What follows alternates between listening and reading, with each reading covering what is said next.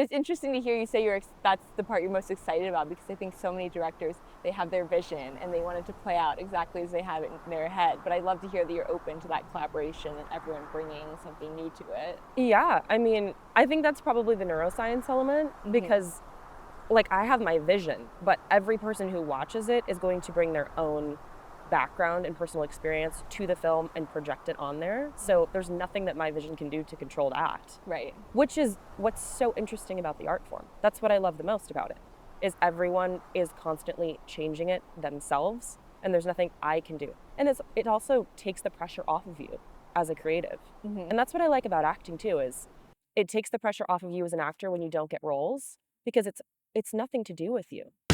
Welcome to Coffee and Conversations, the podcast where we dive into inspiring stories, real journeys, and meaningful conversations all over a good cup of coffee. I'm your host, Michelle Carney, and each week I sit down with incredible people from the entertainment industry to talk about life and careers. So grab your favorite mug, get cozy, and let's jump in.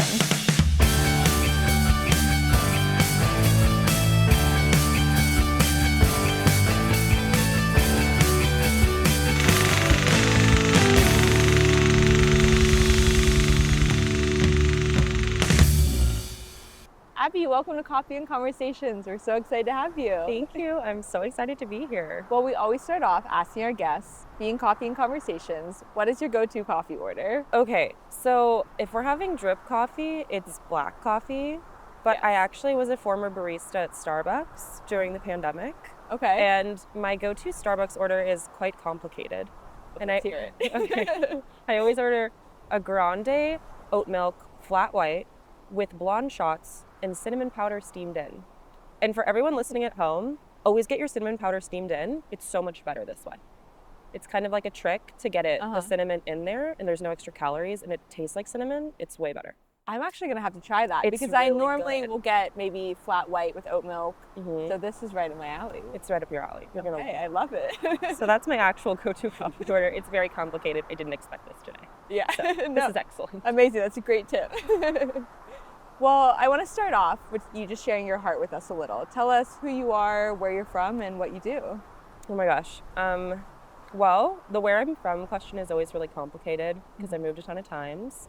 But my family, my parents are from the Bay Area, from Pacifica and South San Francisco. So I always consider San Francisco very much my home, somewhere I'm from, because I went to UC Berkeley, and I love that area. My grandparents, both sets, are from there. But I've moved a ton of times myself. I was born in New Jersey, and I've lived in Dallas. I've lived in Naperville, Illinois. I've lived in Galveston, Texas, Houston, Texas. I've lived in Paris, France. I have really lived like all around the US and also in Europe. So I just don't really consider myself from anywhere. And now I've lived in LA since 2021. Wow. So that's kind of like my nomad story. Yeah, great for storytelling. Great right? for storytelling. Yeah. Interesting for childhood, which is a separate thing. But what I do, I moved to LA 2021. I started a production company. I ran that up until 2024 with my producing partner. We amicably split ways, and then I started my own production company at the beginning of last year. So I've been kind of like serially a business owner as well as a writer, director, producer, and I've been acting the whole time too. So business owner, owner of many hats, writer, actor, director, producer, all the things. Amazing. That's what I do.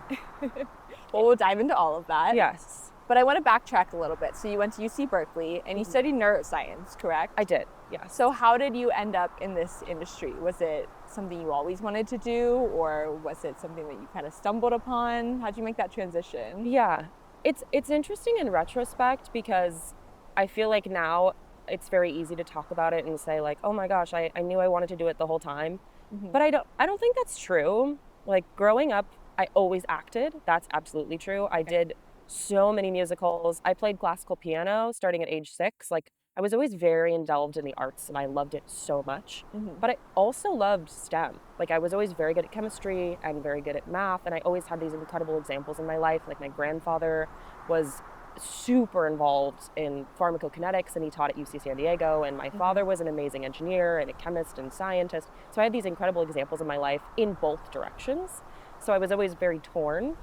And when I went to Berkeley, I found that the best opportunities that I had were in science. because that's what Berkeley is the best at. So I wanted to pursue what the school had the best of what to offer for me.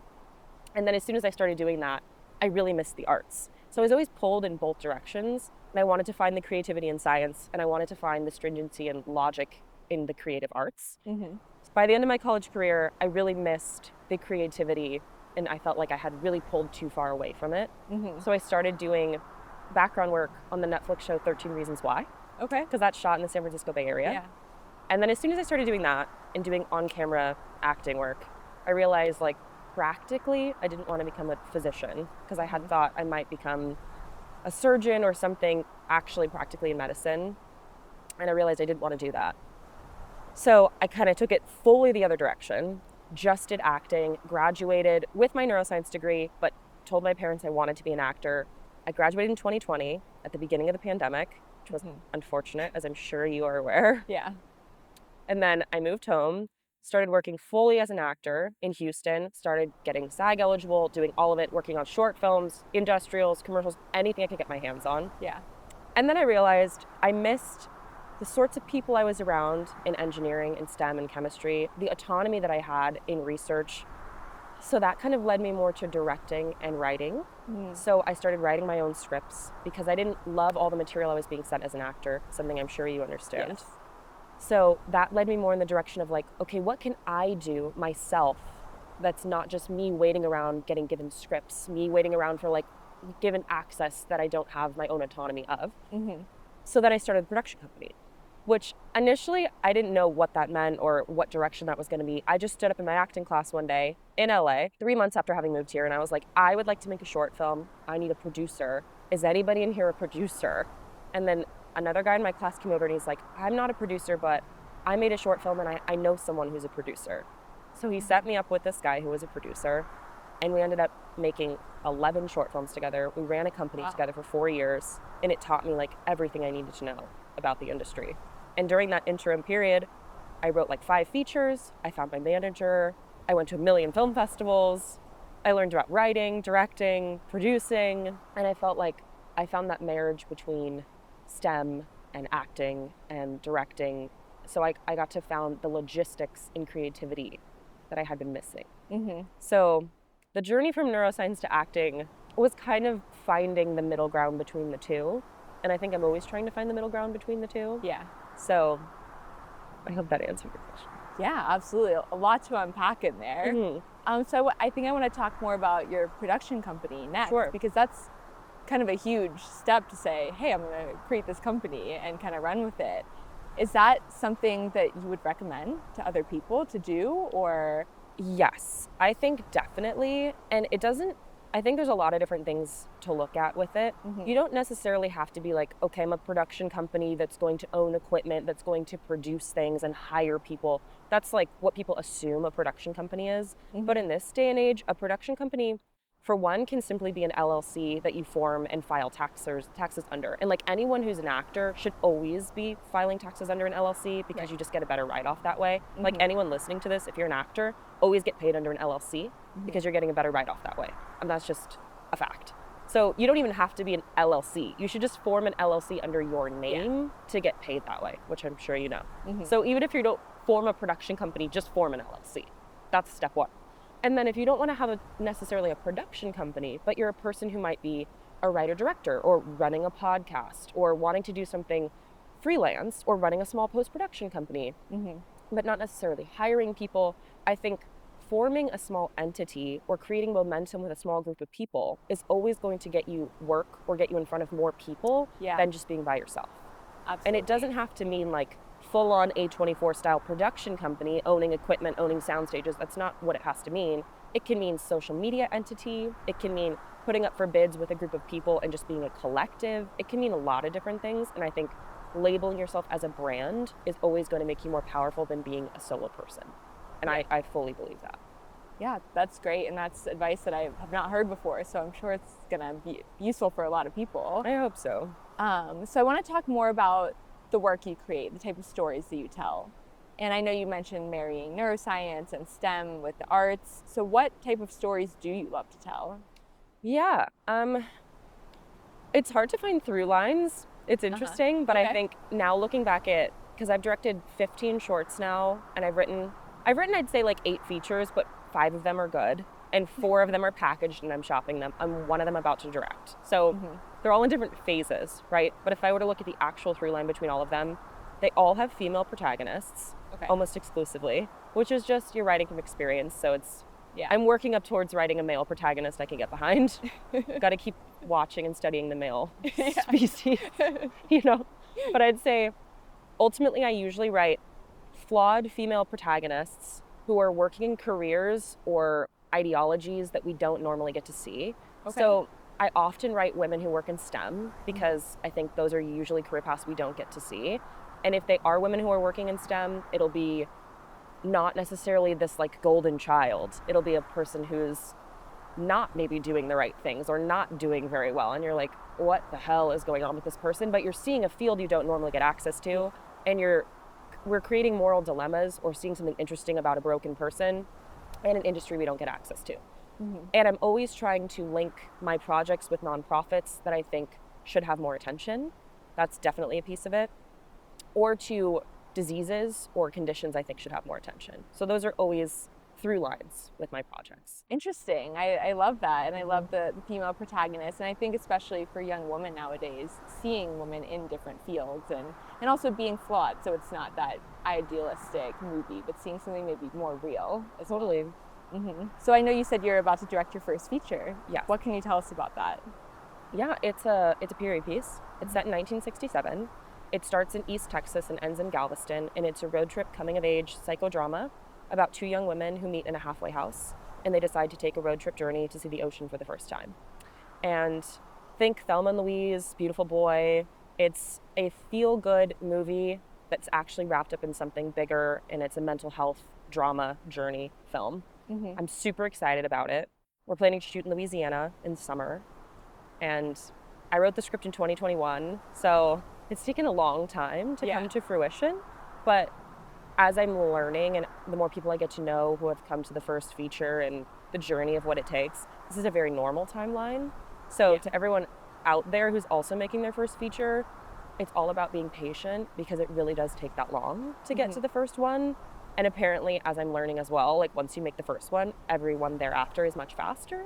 And you have this like sophomore album slump situation. So the learning curve. The learning curve, yes. So like if you can get to the first one and you allow yourself the patience and time to get to the first one, everything thereafter should be easier. So I'm like, you know what? If it takes 5 years, maybe that's a normal amount of time. And I think it can be, right? I talk to so many people when they are saying their film is coming out, and I say, when did you start this? 7 years ago. Right. You know? So it's amazing. You have to really commit to it and really believe in the story. Absolutely. What are you most excited about in producing this? I think I'm most excited to work with my actors and to really watch the story come alive, because I think I've been through 100 iterations of the script, honestly, and like from where it was when it was first written to where it's going to be in post once I watch it change. Like I think there's at least 3 versions of a film, probably 4. Like there's the writer who makes the script. It's like me sitting with it for 5 years in my corner, just in my hovel in different cafes around LA making the script. And then you have the actual film on set as it's shot, and it changes with the actors as they change the dialogue in the moment, and like breathes in the moment. It changes as you direct it. There's a dialogue that happens. And then you sit with the editor, and it becomes a totally different thing because they see it differently, and it changes in that moment. And then the audience makes a different film as they watch it. And then they watch it, and in history, it changes because it's a dialogue between the audience and the film itself, and it's no longer in your control or in your hands. So history in the film itself becomes a totally different piece from like where you are as the writer making it to where history and the people watching it becomes. It's a totally different thing. Yeah.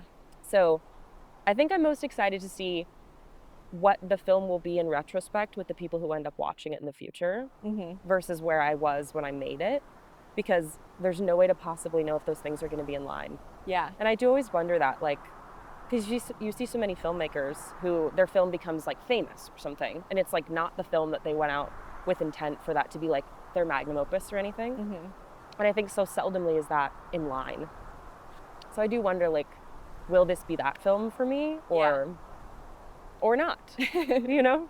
And it's interesting to hear you say that's the part you're most excited about, because I think so many directors, they have their vision and they want it to play out exactly as they have it in their head. But I love to hear that you're open to that collaboration and everyone bringing something new to it. Yeah, I mean, I think that's probably the neuroscience element, because like I have my vision, but every person who watches it is going to bring their own background and personal experience to the film and project it on there. So there's nothing that my vision can do to control that. Right. Which is what's so interesting about the art form. That's what I love the most about it, is everyone is constantly changing it themselves, and there's nothing I can do. And it also takes the pressure off of you as a creative. And that's what I like about acting too, is it takes the pressure off of you as an actor when you don't get roles, because it's nothing to do with you.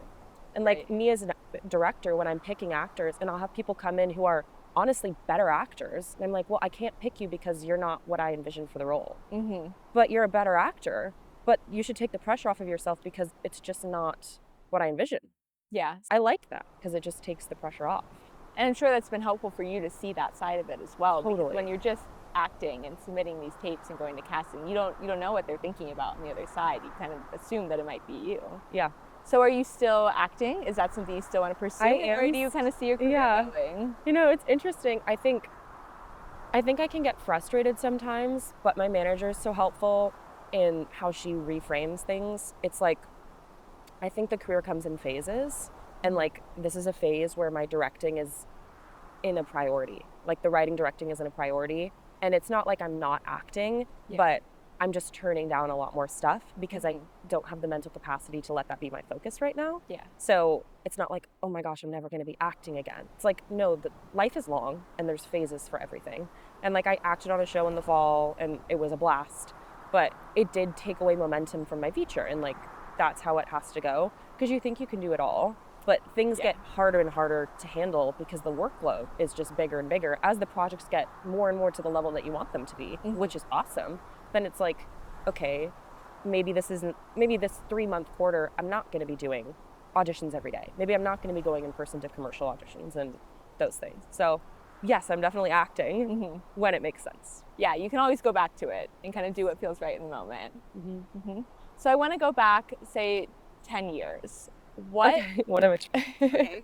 End of high school. What advice or words of encouragement would you give yourself at that point? Oh my gosh. Well, I really wish Different time. Yeah, different time. I really wish I had taken some of the pressure off of myself as a person who was 17, because I put so much pressure on myself. And I mean, I still do it, but it's getting a little bit better. And I think to 17-year-old me, I would have said, like, you're so smart, you're so talented, you're doing everything you're supposed to do, and it's okay to actually enjoy some of these things as well, because enjoying them is equally working hard, because it's actually very hard to enjoy things as you're doing them. And I really struggle with it now. It's like when I achieve something, I can't allow myself to enjoy it because I like don't believe that it's happening. And then you just like forget it. And I'll like have moments when I like don't even remember something happened because I wouldn't allow myself to enjoy it because you don't believe that it's happening. It's very weird. And I'm sure you understand. Oh yeah. It's like, it's the weirdest thing. Yeah. I think when you care so much about something, you're just so focused on it going well, you forget to enjoy it, even though we're making movies. Yeah. You know? Even it's supposed to be fun. And I think if I had understood that better as a younger person, I think I would have lived more maybe in the moment. I'm very bad at living in the moment. I'm always planning like 10 years ahead. So I think for all, especially high school students who put all the pressure on themselves, and the parents put pressure on them, but it's like, what can we achieve? Where are we going next? It's like, well, where are you now? You're in this like phase of your life where you have few responsibilities. You're in a really good phase of life. You have all your friends around you. You have your parents still. Like, maybe let's just enjoy that. Yeah, that's what I would tell my younger self. I love that. Well, Abby, we always end our episode with our final take. So it's 3 quick questions. Okay. 1 word, 1 sentence answers. Ready? Okay, what's your favorite movie? Singing in the Rain. I love it. What is 1 word to describe your career so far? Exciting. And then 1 word you want people to feel after experiencing your work? Inspired. I love it. All great answers. Abby, thank you so much for being on our episode. We loved learning from you. There were so many great nuggets in there, advice that I've never heard before. So I know our audience is really going to love it. For people who want to follow you, where can they go? Oh, okay. I'm on TikTok at Abby Tozer. And I'm on Instagram, the same name. And then my production company is No Good Movies. It's no.good.movies. No Good Movies. All right. Well, thank you so much. Thank you. This was such a blast. Thank you so much for joining us on today's episode of Coffee and Conversation. If you love this episode, make sure to hit that subscribe button, follow us on social media, and share it with your friends. We'll see you next time.